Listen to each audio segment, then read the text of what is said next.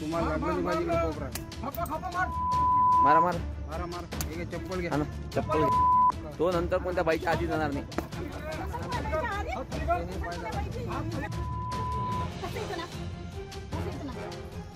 Sambhaji brigade पक्षाच्या प्रवीण गायकवाड यांच्यावर शाई फेक झाल्यानंतर आता याच पक्षाचे माजी प्रदेश कार्याध्यक्ष डॉक्टर गजानन पारधी यांना सुद्धा भर रस्त्यात मारहाण झाल्याचं समोर येत आहे. जिल्ह्यातील मूर्तिजापूर इथे डॉक्टर गजानन पारधी यांना एका महिलेने चक्क चपलेने मारहाण केल्याची घटना कॅमेरामध्ये कैद झाली आहे. इतर लोकही त्यावेळी मारहाण करत होते. इतकंच नाही तर या महिलेला मारहाण करण्यासाठी आजूबाजूला उपस्थित असलेल्या पुरुषांकडून प्रोत्साहन दिलं जात असल्याचं सुद्धा व्हिडिओमध्ये ऐकू येते. ही घटना काही दिवसांपूर्वीची असल्याचं सांगितलं जातंय. मात्र या संदर्भात पोलिसांकडे कुठलीही अधिकृत तक्रार केलेली नाहीये. मुख्य म्हणजे संभाजी ब्रिगेड पक्षानं यापूर्वी मे महिन्यामध्ये डॉक्टर गजानन पारधी यांना पक्षातून कायमस्वरूपी बडतर्फ करण्याचे आदेश दिले होते. डॉक्टर पारधी यांनी महिला व इतरांबरोबर अनेक गैरव्यवहार केल्याचा गंभीर आरोप करण्यात आला होता व याच रागाचा उद्रेक होऊन महिला व इतर नागरिकांनी डॉक्टर पारधी यांना चांगला चोप दिल्याचं समोर येत आहे.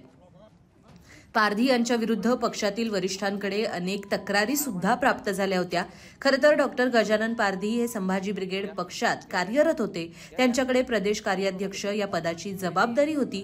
मात्र त्यांच्या विरुद्ध पक्षातील वरिष्ठांकडे आलेल्या तक्रारींनंतर या तक्रारींची गंभीर दखल घेत संभाजी ब्रिगेड पक्षाचे अध्यक्ष मनोज आखरे यांनी 5 मे 2025 रोजी काढलेल्या पत्राद्वारे डॉक्टर पारधी यांच्यावर कारवाई केली आहे.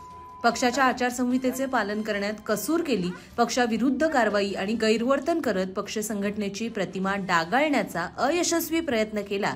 या कारणास्तव डॉक्टर पारधी यांना कायमस्वरूपी बडतर्फ करण्यात येत असल्याचं पत्रामध्ये नमूद केलंय. यापुढे पक्षाचं नाव वापरू नये अन्यथा कायदेशीर कारवाई करण्याचा इशारा देखील डॉक्टर गजानन पारधी यांना या पत्रातून देण्यात आला होता. दरम्यान या सर्व संदर्भात डॉक्टर पारधी यांच्याशी संपर्क साधला असता सध्या कुठलीही प्रतिक्रिया देऊ शकत नाही. मात्र लवकरच पत्रकार परिषद घेऊन याबाबतची सविस्तर भूमिका मांडणार असल्याचं त्यांनी म्हटलंय. दरम्यान डॉक्टर पारधी यांना मारहाण करणाऱ्या महिलेची ओळख अद्यापही पटलेली नाहीये व प्राप्त माहितीनुसार या संदर्भात कुठल्याही प्रकारची अधिकृत पोलीस तक्रार दाखल करण्यात आलेली नाहीये. या संपूर्ण प्रकरणावर आता डॉक्टर पारधी नेमकं काय स्पष्टीकरण देणार हे येत्या काळात स्पष्ट होईल. दरम्यान महाराष्ट्रासह देशविदेशातील विविध घडामोडींचं संक्षिप्त विश्लेषण जाणून घेण्यासाठी लोकसत्ताच्या YouTube चॅनलला सबस्क्राइब करायला विसरू नका. पाहत रहा लोकसत्ता लाईव्ह.